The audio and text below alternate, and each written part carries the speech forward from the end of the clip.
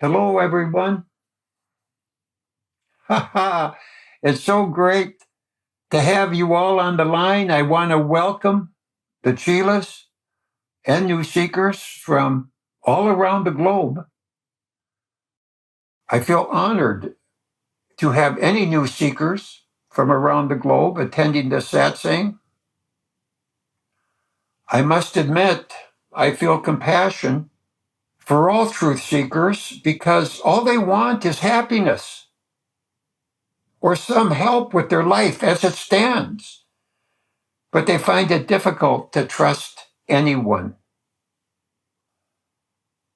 I can't stress enough the importance of having a living master if self-realization is your goal.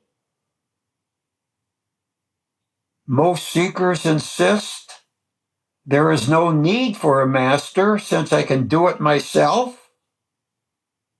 And although there's much to gain through this approach, an individual approach, one ultimately will be unable to penetrate the third eye correctly.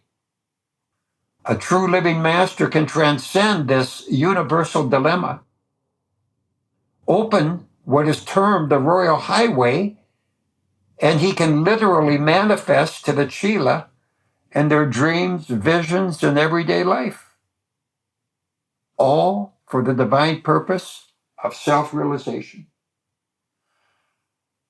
I'd like to just give about 5 minutes to those seeking a deeper truth, a deeper understanding in their own life. The MasterPath is very humble, very broad, and it considers all paths to have value. For each path, no matter what it is, deals with a specific level of evolution. We are automatically drawn to the path that best serves our unfoldment. In the light and sound doctrine, the master serendipitously appears when the seeker is ready. When you first get a glimpse of this light and sound doctrine, seldom does one feel they are ready. So far-reaching is it, but this is a classic illusion. One of the greatest hindrances facing a new seeker is accepting a master for fear of being deceived, manipulated, or misled. This is only normal. In fact, if you didn't have this attitude, one would be far too gullible.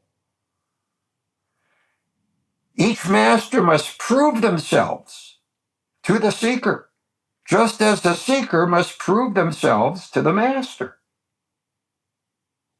When a seeker entertains embracing the path, they usually do so through their own limited mind.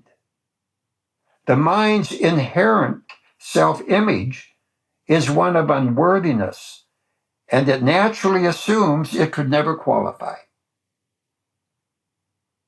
But you are soul, not the mind. The seeker is to investigate the teachings before embracing them to determine if they both appeal to you and speak to you. Please just listen to the master's message and see if there is any resonation or hidden truths meant for you that might manifest. Just a little bit more to the new seekers. The MasterPath doctrine is not a belief system, a religion, nor a philosophy, but one of actual experience. It's scientifically based in that you can repeat these spiritual experiences over and over again. This spiritual experience is so profound, hidden, and absolute, it cannot be adequately defined in words. I do my best sometimes, but I just slaughter it I mutilate the truth in trying to give it physical verbiage. A true doctrine does not seek to proselytize, convert, or attempt to persuade anyone externally. For the spiritual call comes from the heart when the seeker is ready.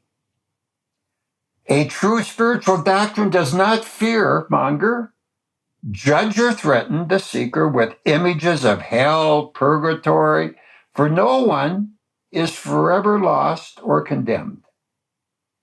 This is a point that I would like all of you who are living in fear of death to contemplate deeply. Christian teachings, lay purgatory or hell on one, eternal damnation and condemnation. This is not the truth. Not one soul in all of the Lord's kingdom is ever lost. Those that do fear hell and hope for heaven can never be called a true seeker. Fear or hope is leading the way. We want actual experience where we can come to find out for ourselves and make our own determination. A true doctrine transcends emotional reverie and all intellectual prowess, as realization of soul, spirit, and God are its cornerstones. A true spiritual doctrine demands the help and divine guidance of a genuine master, as these higher levels of consciousness cannot be attained through personal effort alone. A true doctrine also has a duly qualified Satguru, or a commissioned master. In light and sound, you can't self-anoint yourself due to some bloated ego. They are appointed. They not only teach the arcane truths, but inwardly escort the student to these inner realms. And what that means, dear ones, is that there's an outer master, but there's an inner master that will meet you just above this plane and escort and guide you through those inner planes until self, spirit, and God realization is attained. This is a unique situation,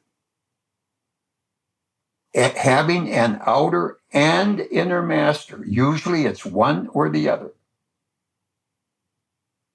Believing in ascended masters will not deliver you to self-realization. You need a living master in order for that to happen.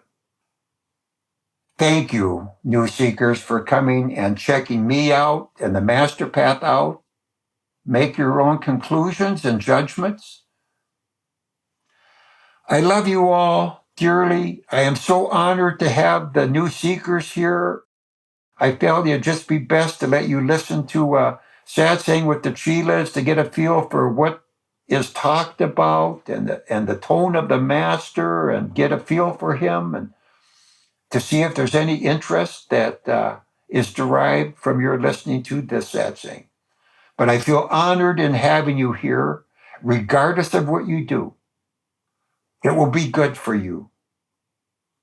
The ways are already prepared. Whether you enlist the MasterPath or not, you'll be drawn to where you need to go if you are truly sincere.